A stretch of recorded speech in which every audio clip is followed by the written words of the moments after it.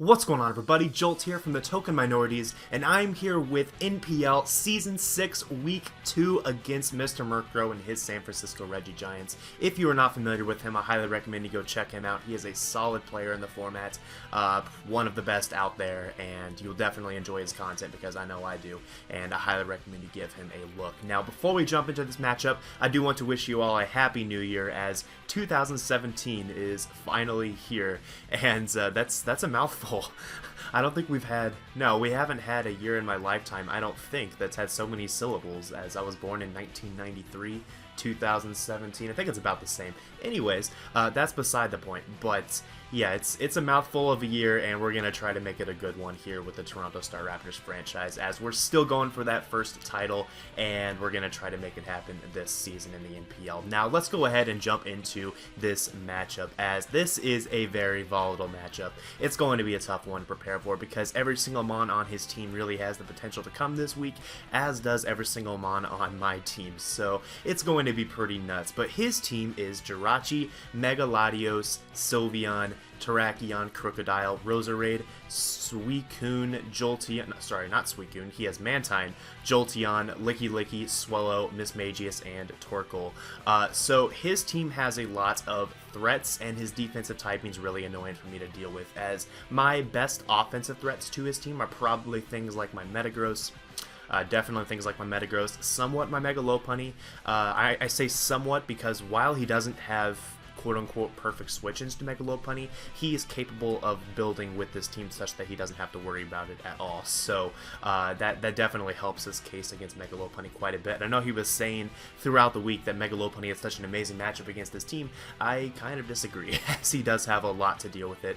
And for that reason, I actually strongly considered not bringing it this week, but we'll see what I actually end up doing here in a little bit when we get to the team builder. But just in terms of some of the threats on his team to mine, Megaladios is an enormous threat to my team, as the coverage combination of Psychic Shadow Ball hits everything essentially on my team very, very hard.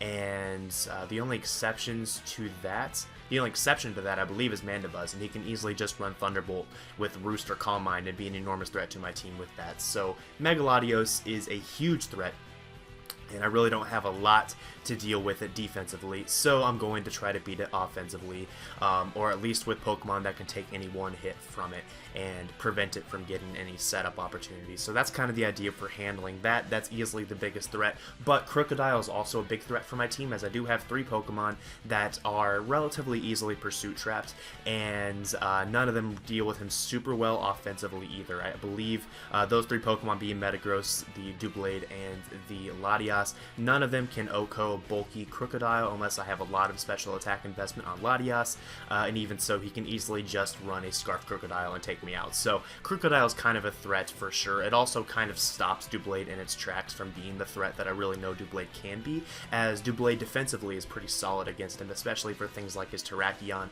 and his Jirachi if I were to run a Pursuit Trapping set. It's also decent against the Megaladios if I am more of a specially defensive Doublade, or at least have special defense investment. Now, with all of that said, there is a dark horse on his team that gives me so much trouble, and that is Torkoal. Now, here's the thing.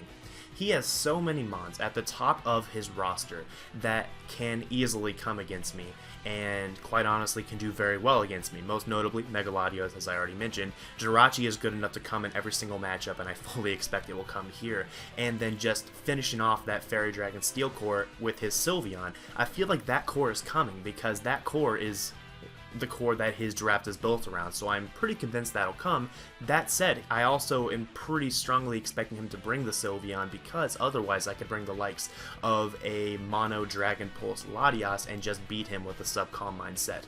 And that's something that I don't think he would really want to let happen, as Jirachi is not able to 1v1 a Sub-Calm Mind Dragon Pulse Latias, so I feel he's forced to bring Sylveon this week. So in building my team this week, I will be taking advantage of that fact and making sure that I can do a lot of damage to him because he is forced to bring Sylveon this week. So that's the general premise behind, I guess, what I was looking at initially at team preview. But the Torkoal on his end is what really gives me a hard time, because his team is really centered around that Fairy Dragon Steel Core, which has 2 Wish Passers. But in addition to that, he has at least 2 more Wish Passers. And Jolteon doesn't really count as a Wish Passer, but I'll count it for the sake of this argument. And he has Licky Licky as well, which is just a pure Wish Passer. It doesn't really do much else outside of, I guess, Sub Swords Dance, which Zazo ran at one point. But I don't know if Murk will bring that. I can't really expect him to bring that, but it's possible. It's not out of the realm of possibility, but I don't really think it will come this week. I think if he brings Licky Licky, it'll be a Wish Passer just to help prolong the life of Torkoal if he brings it. That said,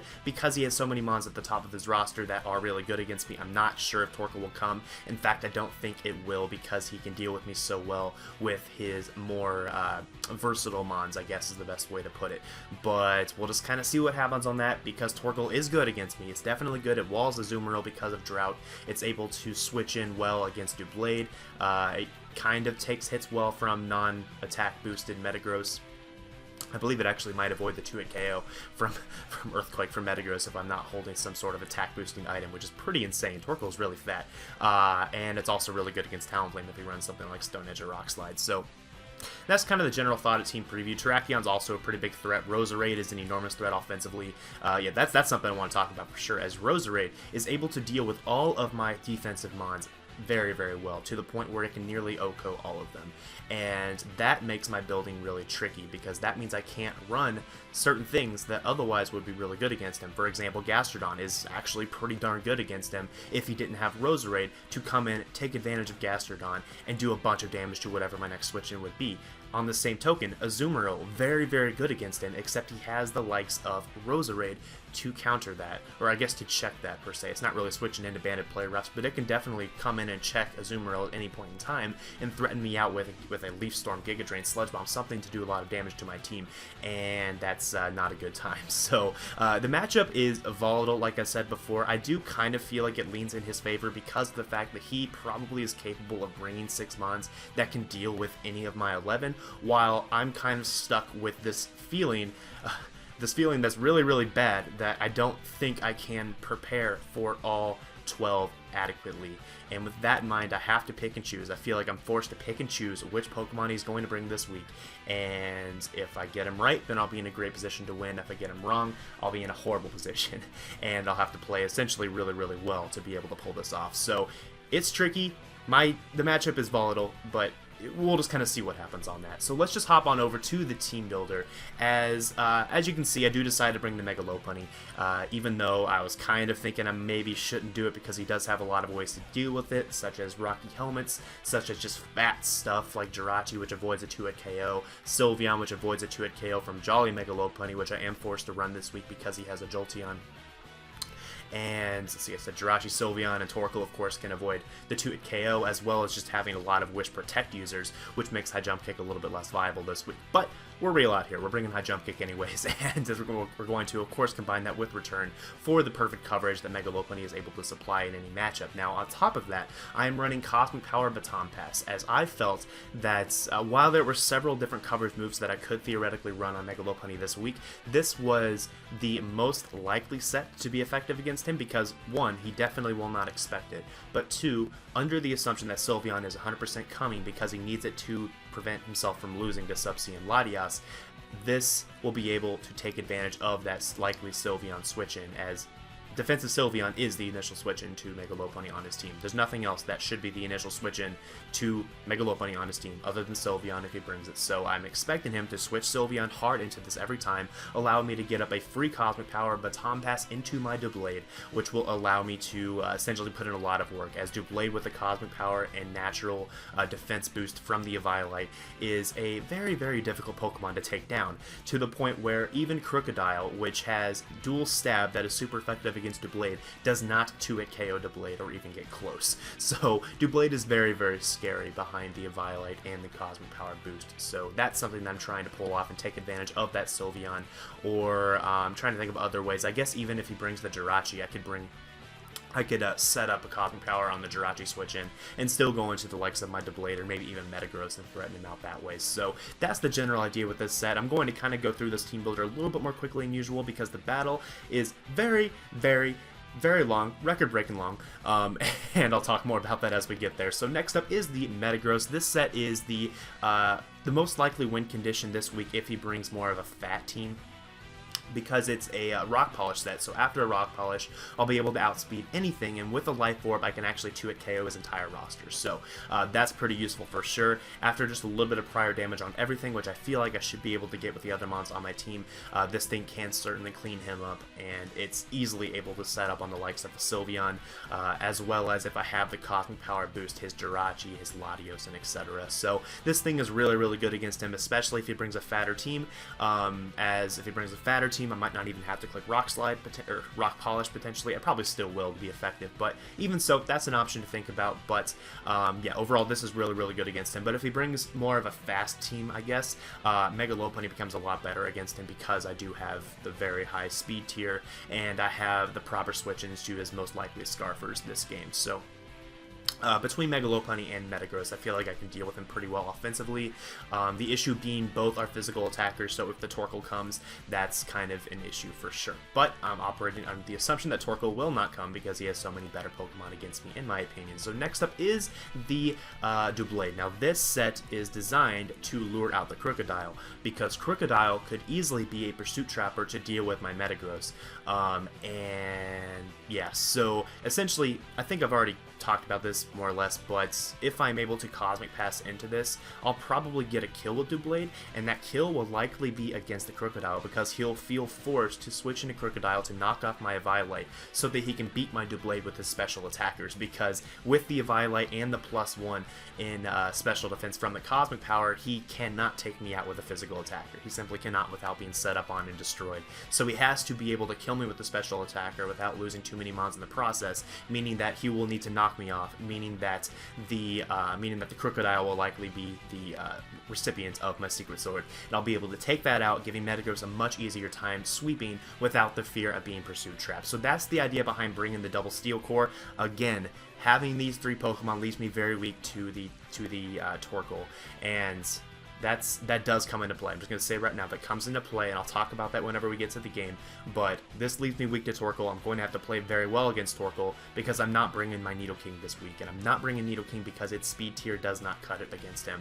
As the things that I would most want to do damage to with Nidoking, I can do the same damage to with my dual Steel types, namely Sylveon. I can take advantage of the Steel type, or the Sylveon with my Steel types, and be able to do a lot of work with them that way, more so than I feel like I would be able to do with Nidoking. But also, I would want to do damage to the Jirachi, and I want to do damage to the Latios, to the Jolteon, stuff like that. All that is faster than Nidoking.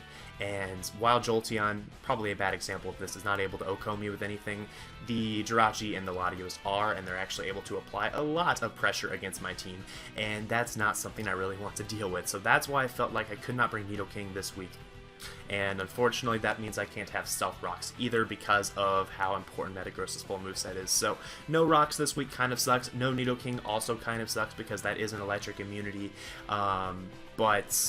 And an additional way to deal with Torkoal, but I did not feel like I could afford to do it because of what I felt was most likely to come. So next up, I guess I'll talk about the spread here a little bit. So this EV spread does prevent me from being 2-hit KO'd from a Bandit Earthquake, from a Adamant Terrakion, as he has no reason to run Jolly due to the speed tiers of my team, so he is able to run Adamant, and I need to make sure I'm not 2-hit KO'd by Bandit Terrak. If he runs like a Swords Dance set, that could be a bad time, but we'll make do on that. Maybe scout out if he happens to be a Z ground Terrakion, as that's pretty scary for sure, but we'll just kind of see what happens on that. Overall, this is here to check the Terrakion though, and to lure in the Crocodile, so that I can win with the combination of Lopunny and Metagross. So next up is the Electros. Now this is, again, a dedicated switch into the Crocodile. It might seem a little redundant to have so many ways to deal with Crocodile, but I do think this is important, because if he is a Scarf Crook, or even just a non-Pursuit Trapping Crook, then it's really, really helpful to have this to always switch into it. And holding the Alorai GMZ does allow me to do that, as the Electros is not Z eligible on my team, so I can't run Electrium Z. That'd be kind of cool if I could, that'd be useful, but that's not allowed. So I am actually able to run a useless Z item on it, such that I cannot be knocked off, meaning that I don't take extra damage from knockoff, and I don't have to reveal at Team Preview that, hey, my Electros is itemless, this is probably my switch into Crocodile, hint hint. No, I don't have to do that anymore. Thank you, Nintendo, for giving me this option here in Gen 7, but that's kind of the idea with this. Now, the moveset was very, very hard to figure out because there were 3 moves that I felt like I needed this week, in addition to having recovery on this, and those were Knockoff, Flamethrower, and Volt Switch. I could not possibly bring everything I wanted on this set. I needed 5 moves. I needed Rest, Sleep Talk, Knockoff, Flamethrower, Volt Switch to be able to deal with his entire team to the extent that I needed to with this Pokemon. So I had to pick and choose again what I should bring on this. I opted for Flamethrower and Volt Switch because Volt Switch seems really essential for something like this, so that I'm not just losing momentum by having this thing that really can't do much offensively. Really, there's no point in bringing Electros, in my opinion, unless you are a setup threat with Coil or unless you have Volt Switch on it, and for that reason I did opt to run Volt Switch. It also helps me deal with the Mantine if he does bring that, but then it came down to Flamethrower versus Knockoff. Now, with this being my switch into Crocodile, I felt that I needed to be able to hit Crocodile neutrally at least, and therefore I went with Flamethrower. But if I had Knockoff, that would also be really useful to knock off potential Rocky Helmets for the Lopunny and the Talonflame, as well as just to knock off leftovers to prevent him from getting himself out of range of my offensive options. So every single attack there had its merits. I opted for Volt Switch and Flamethrower.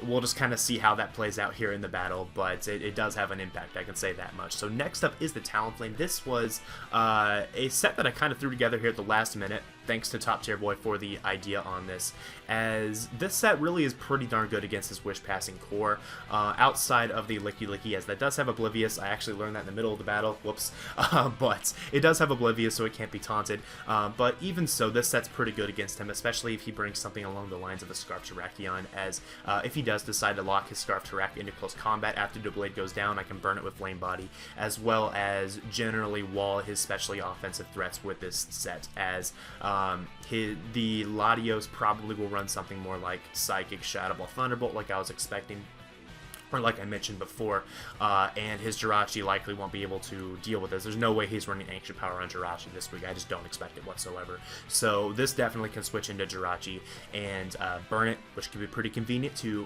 mitigate, I think that's the right word, his leftovers. As nullify, that's the word, nullify his leftovers, and of course taunt to prevent it from Wish Passing to his fatter stuff. This also might help slow down the likes of a Rest, Sleep Talk Torkoal if that's what he decides to bring. This can definitely pivot into Torkoal if need be, so that's pretty cool too. The speed here does allow me to speed creep his speed creeps of my Nidoking, as I do have that pretty drastic drop off of speed tiers from my Latias to my Nidoking. This will catch him speed creeping those, which is pretty good because that does allow me to maximize my bulk, and due to the speed tiers of his team, this is still really darn effective against him, despite the fact that it does not have Gen 6 Gale Wings. So we'll see how that works this week. We're giving Talonflame a run, and we'll see if it's still viable in Gen 7, I guess, right now. So next up is the Latias. Now this set, unfortunately, I did not run an offensive set this week on this. I ran a more supportive set with Healing Wish and Defog because I felt like I needed Defog if I'm running Talonflame. I really can't justify bringing T-Flame without having Defog. And he does have the likes of both Jirachi and Sylveon, meaning that offensively I won't be doing anything this week. Now, in hindsight, what I thought about after the game was something along the lines of, okay, so what I can do is I can put him in a double bind, where I can run the likes of a bunch of things that can take advantage of him bringing Sylveon, or if he is, I guess, smart, quote-unquote, and doesn't bring Sylveon, I can bring a Latias set that punches him for not bringing Sylveon. So if I was thinking about this, and I really regret not doing this because it's an excellent idea in my opinion, I could have brought Latias with Subcalm Mind Dragon Pulse to take advantage of him not bringing Sylveon, such that I have a way out either way he decides to go. Now, I'm not sure if that would be the perfect strategy against him, but it is something that I thought about in hindsight that definitely could have been effective given what his team composition was. for the battle. Now, I guess that's all I really want to say on this. I'm Culpaberry to help me deal with the Crocodile again, because Crocodile is a threat, and Healing Wish to give my offensive options a little bit more of an opportunity to be nasty. So that is all I have to say on the team builder. Let's go ahead and hop on over to the battle so we can see what happens here.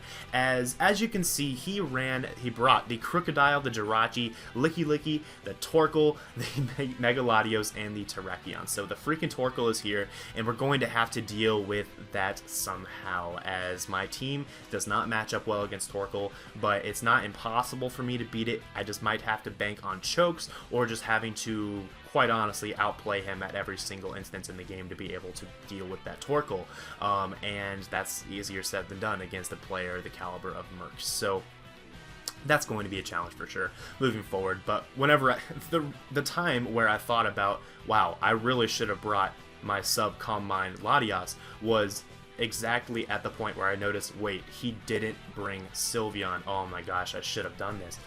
Oh well, I guess it's too bad. Hindsight is 20/20, but I did realize it before the battle actually took place. So I guess props to me for that. But anyways, looking at team preview, I do think my best lead is still going to be the Electros, as he doesn't have anything that can OHKO and it should be able to get me some early momentum. And if he decides to lead with his Crocodile to get up Stealth Rocks, or even lead with his Terrakion to get up Stealth Rocks, I'll be able to put them both in range of Metagross, which is pretty useful for sure, as Metagross still looks like it can definitely win the game if I can sufficiently weaken the Torkoal and weaken the Licky a little bit, as well as the Latios. So I just need a little bit of chip damage on everything, and I should be able to pull it off with Metagross. It's just very difficult to do so, as he does have the potential dual Wish Core in the Jirachi and the Licky. So definitely a challenge there. Let's go ahead and hop on into this. As I already alluded to before, this is going to be a very long game. This is 134 freaking turns. So this was not how I wanted to spend my New Year's Eve, let me tell you.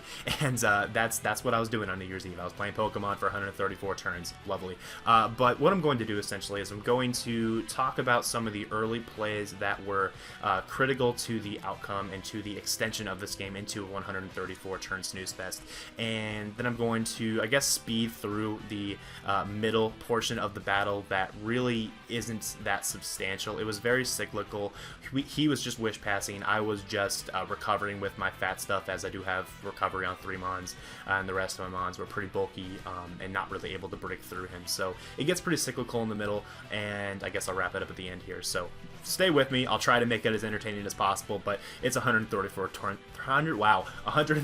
turns. I can only do so much. So let's go ahead and hop on into this, as I decide to lead off with my Electros, as he leads off with his Crocodile. So I am expecting him to just go for his Stealth Rocks here in turn 1, and I'm just going to go ahead and click Flamethrower to put him in range of Metagross's Meteor Mash. So that's pretty awesome there for sure. Unless he is like a max Vizdef set, he will be in range. Now here I'm going to go ahead and Flamethrower again, and I actually pull off a burn on the Licky. So while that's somewhat hacks, I'll pause briefly, I guess. While that's somewhat hacks, I don't think it matters too much, because I have the Talonflame with Will-O-Wisp, and I'm pretty confident I'll be able to get a Will-O-Wisp on a lot of his team with Talonflame throughout this game, as he only has really one offensive response to it, being the Terrakion. So I think, and he's not going to be able to switch in Terrakion to Talonflame. That's ridiculous. So he's probably going to get burned anyway later in the game, so that's why I don't feel too bad about that burn there. But it does kind of suck that it happened so early, and he does not have Heal Bell on this. Now here he throws up a Wish, as I do just go for the Volt Switch and go hard into my Metagross to apply the offensive pressure. And I'm expecting him to go into his Jirachi here, potentially to try to, I don't know, set another Wish or U-turn or something, but he goes into his Torkoal, which is actually kind of nice too, as I go for the Earthquake, and I get off 88% damage on this, so that's pretty awesome. Unfortunately, he does heal up from the Wish up to 74%. Now here is where the game, quite honestly, under my own fault, extends 130 more turns. Okay, this game could have been done in probably 40 turns or less if I didn't mess up on this turn. So here's what happens. That attack did 88% to him.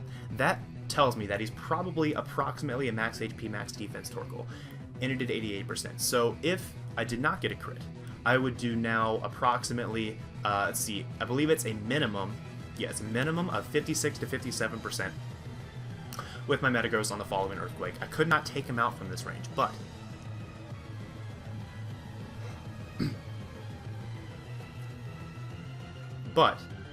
if I go for Earthquake on this turn, he is at the most going to be left with about 17% of health. okay? If I get a medium roll, he's at about 10 to 12% health. At that much health, he is too weak to be able to take a hit from Talonflame, Mega Lopunny, Electros, Latias, and if I get a high roll, even Doublade. So essentially, Torkoal is useless if I go for another Earthquake on this turn and sacrifice my Metagross in the process. That said, I'm not going to make that play because I was under the thought that Metagross was a late game win condition and I couldn't sacrifice it on turn 4 to try to do damage to Torkoal because I might struggle to take out his other mons. So it's a tough situation here. I understand in hindsight why I made the play that I did, but it does actually prolong the game 100 turns, 130 turns, because I don't go ahead and take out the Torkoal here, as throughout the game is going to be able to Wish Pass to this Torkoal over and over again to make sure it sticks around for freaking ever, and I could have just taken care of it right then and there, especially considering he stayed in and went for the Flamethrower, which I kind of disagree with considering what could have happened if I went for Earthquake again, but it is what it is, and I go ahead and defog as he actually risks his Torkoal again there, as if I went for Draco Meteor, he could have almost died. Torkoal's special defense is very, very low, so an interesting sequence of plays there. If I had come out with the advantage after that sequence of plays, I definitely would have been in an excellent position this game. Unfortunately, it doesn't quite go my way, and now it's going to be a very,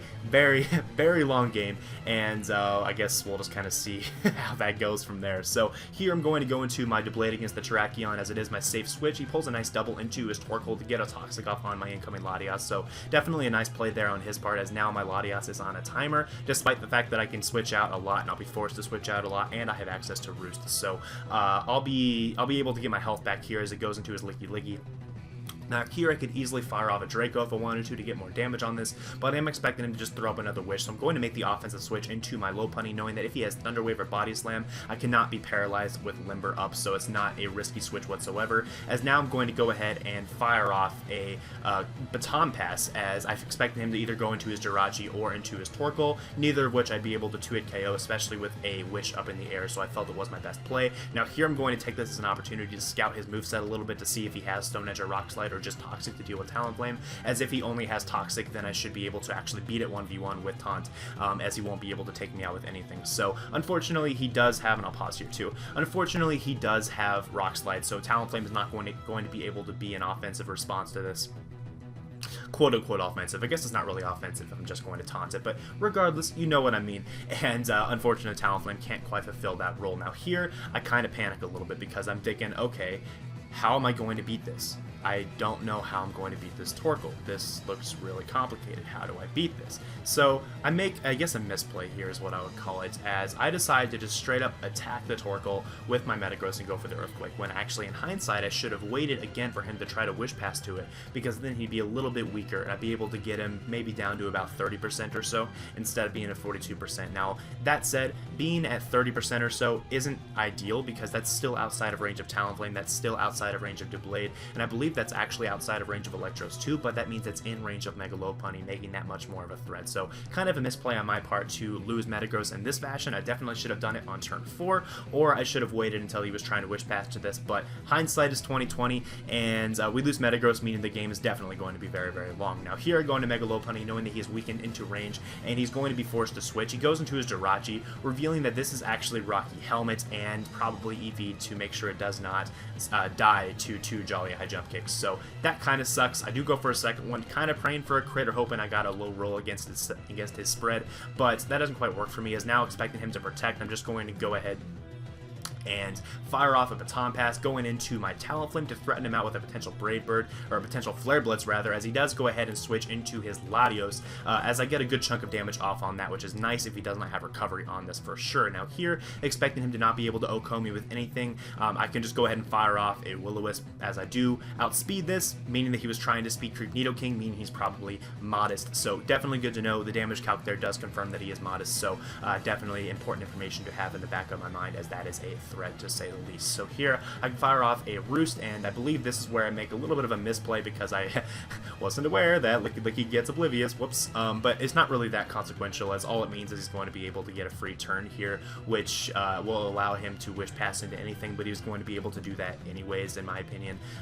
so it's not the biggest deal in the world, as I'm just going to go into my Electros Well, no, I guess that was... Oh, man, that was actually pretty important now that I'm looking at this, as that allows him to freely get off a Wish into his Torkoal. So, yeah, that mattered. Yeah, my bad. That's not great at all.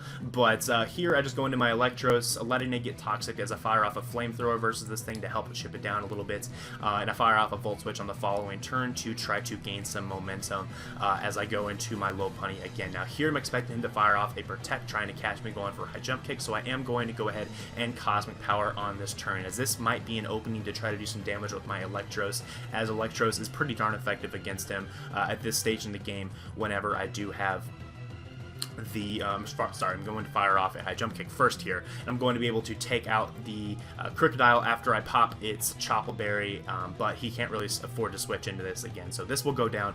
Cool, we're at 5-5, and it's going to remain 5-5 for another 100 turns or so, lovely, right? But here I'm going to now Baton Pass into my Electros, knowing that I can shoot any hit from Jirachi when I do have the +1 defense and special defense, and I don't really mind having to drop in attack because I only have special attacking moves. So here I fire off the Flamethrower, as at this point he's probably expecting me to not be Rest Talk. He probably expects me to be something more like Assault Vest, so I'm going to fire off a Flamethrower here and do 36% to it. Really negligible considering he does have Wish. He does go for the Moonblast, as I'm going to go ahead and reveal the rest now, showing that, yeah, you can't beat me 1v1, so good luck with that, buddy. But here I'm going to go ahead and fire off, I believe, a Sleep Talk, which might give me a Volt Switch, might give me a Flamethrower. Obviously, I'm hoping for a Flamethrower. Maybe a nice burn would be nice, but I do fire off a Volt Switch, which is okay, I guess. Not great, not bad. I mean, Flamethrower would have been ideal, obviously. Now here again, I'm going to bluff the Flare Blitz and just fire off a Taunt on the incoming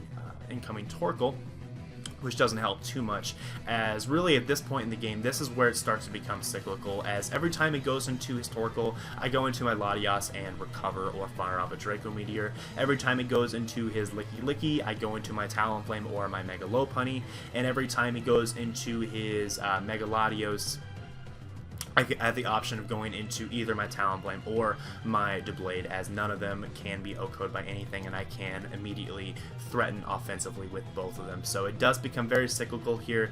He cannot break through me, I cannot break through him. So let's talk about how either of us win the game now, because I have 100 turns to do so. So how I win the game, unfortunately, is I have to stall him out of Wishes, because I lost my opportunity to take out the Torkoal early.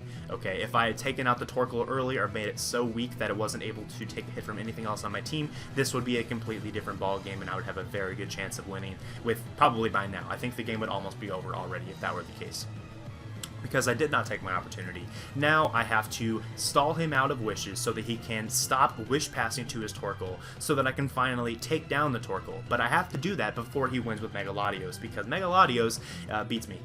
It's really, really scary, and I have to beat it offensively. Fortunately, I have Talonflame and I have Mega Lopunny, which can deal with it offensively, and even Talonflame defensively to an extent, as Thunderbolt cannot take me out in one hit.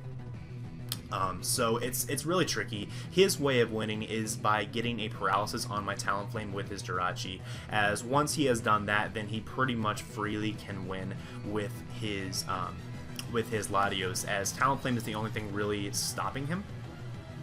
Doublade can take any one hit for sure, but after just a little bit of prior damage from his 2 Rocky Helmets, he has Rocky Helmet on both Torkoal and on Jirachi, then I will probably be in range of a modest Shadow Ball, so that's not exactly ideal either. So I believe that's all I really want to say. I'm going to go ahead and start the process of skipping turns. I'll go to like turn 110. As you can see, it's, yeah, very repetitive. I am just trying to wear him down, stall him out of Wishes, and it's not working too well, I don't think.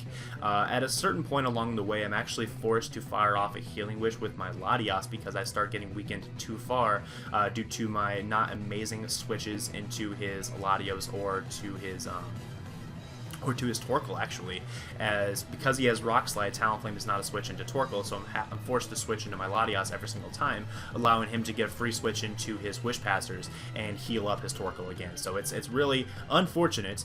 See, that's not where he gets the paralysis quite yet, but we're going to go ahead and heal up there, and then I pull a switch into my Electros, trying to get health back on Electros, because again, I need to be at as much health as possible to be able to take hits from his Mons, and the best way for me to stall him out of of wishes is to have my Electros at nearly full health, because I need to be able to keep wishing or resting up on him and stall him out in that regard. So going to go back into my Talonflame and to fire off another Draco. I get him pretty low here as I go into my Doublade, but he does have a Wish in the air at this point, so it doesn't really help me too much, but that's all the damage he needs now to be able to take me out with his Mega Latios Shadow Ball, so that's pretty unfortunate, as well as going to go a few more turns into the future here. I don't know what just happened. Okay, we're back. Sorry about that. The replay does not go to 100 turns, and for whatever reason it wouldn't let me continue beyond that, but I found a way to keep going, so sorry about that. Anyways, yeah, nothing's really changed since I left off, but essentially we're getting to the point where he's going to eventually get a paralysis on my Talonflame with his Jirachi, and that will mean that Talonflame no longer beats the Mega Latios, putting me at in a pretty terrible position. But that said, I'm not entirely out of the game yet, because if I can keep my Electros healthy enough, then I should be able to I should have at least a chance to be able to stall him out of wishes, as he's running really low at this point. He has less than 5 wishes left on this thing, on the Licky Licky, and very few wishes left on Jirachi as well. So it's not outside the realm of possibility for me to be able to pull that off. But unfortunately for me, here I believe is where, okay, one more turn maybe, and then he'll get the paralysis. It's very, very soon, I know that. I guess not yet, but very, very soon is going to get the paralysis, and it'll put me in a position where it's very, very hard for me to pull off the win at that point. As here, I'm going to go ahead and fire off a Roost once again, and I'm going to switch into my Talonflame. I'm going to get paralyzed by the Thunderbolt, which is really unfortunate, and now after this I'm going to switch back into my, I believe, my Latias. I think my Latias. It's going to happen eventually. I'm going to Taunt first and then go into Latias. Okay, now here I'll pause. So here I have 2 different possibilities on how I want to try to win this game. I have 2 different ways. I can Healing Wish and heal up my Electros and try to stall him out. I can also Healing Wish off the paralysis on my Talonflame. It's very hard to win either way. It's going to take luck to win either way. I felt that the most likely way I could win was to heal up my Electros, because I felt if I played well enough, then I should be able to keep myself at high health at all times. But that said, it's still hard to pull off. If I were to heal off my Talonflame, it's only as good as long as I prevents myself from getting paralyzed again. I don't have switch-ins to the Jirachi though elsewhere, so I'm going to probably get paralyzed again. So I decided to go ahead and heal up my my Electros, as I felt it was absolutely necessary to have a chance of winning this game, as opposed to just trying to I guess trying to avoid being paralyzed with Talonflame again, which I don't know. In hindsight, I could have tried the other way. It's a tough situation here for sure for me, as I lost my opportunity on turn 4 to make this a shorter game. It's turn 113 though, and it's not looking like it's going to wrap up too soon. Although definitely we're closer to the end of the battle than we were to the beginning, so that's nice, I guess. But here I'm going to just go into my Talonflame as he goes into his Torkoal once again. I can't do much to Torkoal, so I do just switch into my Electros, and he does so much with Flamethrower, too much with Flamethrower, as this thing has really proven to be a huge threat, and I'm going to be forced to Volt Switch out and putting myself at a range of health where it's very hard for me to heal up. Now here, I'm just switching around desperately. Here at this point, I have a chance of taking out the Torkoal. It's approximately in range of High Jump Kick depending on his set. But I do expect him to switch here, knowing that I can at least threaten him with Cosmic Power and make him maybe make an aggressive play, as I'm going to go for the return in case he goes for Protect. It was overall my safest play, as if he goes into Torkoal, then at least I can 2-hit KO it, and I can 2-hit KO, I believe, his entire team at this time in the game. Even Jirachi should go down to a combination return and High Jump Kick, so return was my play there, as I'm going to be able to go into my Lopunny versus this again, and he's in a position now where if I can fire off this High Jump Kick and maybe get a kill. This thing is in range. It's a possibility. It's very possible. We miss it by 1%. So that was really my last chance, I think, of taking out the Torkoal. It shouldn't even have come down to that. I should have been able to take it out way earlier in the game, but it is what it is, and Torkoal will actually be able to stall me out the rest of this game, which is pretty unfortunate. But that said, the differential will not be 5-0, as I will not go down easily. So I do take out the Licky Licky on the following turn, with a high jump kick, as I'm not really sure what he was going for there. Maybe he was fearing a cosmic pass into the blade or something like that, but or no, he's probably okay. He's probably fearing me going for a high jump kick versus the Torkoal and leaving him in range of the blade where he could possibly lose to the blade. So that's a good play on his part. That's why I went for high jump kick on that turn. He does actually make the prediction there. It goes for the Moonblast to take me out, so not really a hard prediction on his part, but he did get me there, and I'm going to pretty much lose the game at this point, as I'm going to maybe be able to get one more kill versus him, but it's going to require playing really well to pull it off. It looks like he's basically just sacking his Terrakion here, which is a-okay with me, as I don't really know why he's staying in versus this when I can easily just weaken him down, but I can weaken him down and maybe win with the blade. Let's see, the Torkoal is... No, I really don't know what he's doing here. I guess he's just trying to weaken me down to the point where I'm in range. Unfortunately, I Sleep Talk a Volt Switch, so maybe my best play on that turn was to not click Sleep Talk, because that would have allowed me to guaranteed be able to get another rest off and maybe stall him out further. It is what it is, though. This game is definitely not going to be in my favor, but it's a matter of seeing what I can make the differential be. As I do fire off the Sacred Sword, it does no damage to the Torkoal with a critical hit, so very unfortunate there for sure, as I go into my Talonflame, and I either need to dodge a Rock Slide or switch into my Doublade or my Electros, and I do switch into the Electros, and this should, I believe, allow me to get off another rest, or I might still have another turn of sleep on this. I do fire off a Flamethrower instead, so what this does is essentially guarantees I will not be able to win, but I was going for a differential point at that point anyways, because I didn't feel like I had a real chance to win this game. So he is going to be able to clean me up with Latios here, as the threat does eventually finish me off. So hallelujah, this game is done. It'll be done here in 3 turns. So we did lose to Murk. That was not how I wanted to spend my New Year's Eve. Let me tell you right now, that's not something I ever want to do again. But we did break a record, so that's cool, I guess. Unfortunately, we're on the losing side of that record, but we did break the record for the longest game in NPL history, so neat. We're going to move on from this, though, because that's something I kind of want to black out of my mind and not think about ever again. So just thinking back as to how I could have won that game, I've already emphasized that many times throughout this video. I shouldn't say easily, I would have had a very good chance to win if I just clicked Earthquake again with Metagross on turn 4, as if the Torkoal was at such a low amount of health, it would not have been able to wall out things like my Talonflame, which proved to be an enormous threat to his team, as well as my Mega Lopunny, which would have been a huge threat to his team once the Torkoal was gone, as that's one of his Rocky Helmet users gone. All he has left is the Jirachi, which I can pressure a lot with the likes of my Doublades, so, or even my Talonflame for that matter, as he really couldn't do much to Talonflame. So I misplayed. This one's on me. I definitely could have won this game, but it just so happened that I made the wrong assumption in my preparation that he wouldn't bring Torkoal. My team was very weak to Torkoal, and I had an opportunity to take it out or to weaken it to the point where it could not recover, and I didn't take that opportunity. So that's on me. We won't let that happen again. But we are moving on next week to play Crobat for the win and his Los Angeles Nidokings, and it's a tough matchup too, because he has the Mega Alakazam Tapu Lele core, so threats to say the least. But I won't expect that game will go 134 turns, because who the heck can survive 134 turns versus a Tapu Lele? I know I can't, so we're going to find a way to deal with that. We'll bounce back, and we'll try to get ourselves to a 2-1 record. But good game, Murk. Definitely check out his side if you haven't already. I believe it's already been uploaded at this point, so I hope you enjoyed that. I hope you enjoyed this video, and I hope 134 turns was decently entertaining. I know it probably wasn't, but I did what I could, and I hope it was okay. So thanks for watching, guys, and I will see you all in week 3. Peace.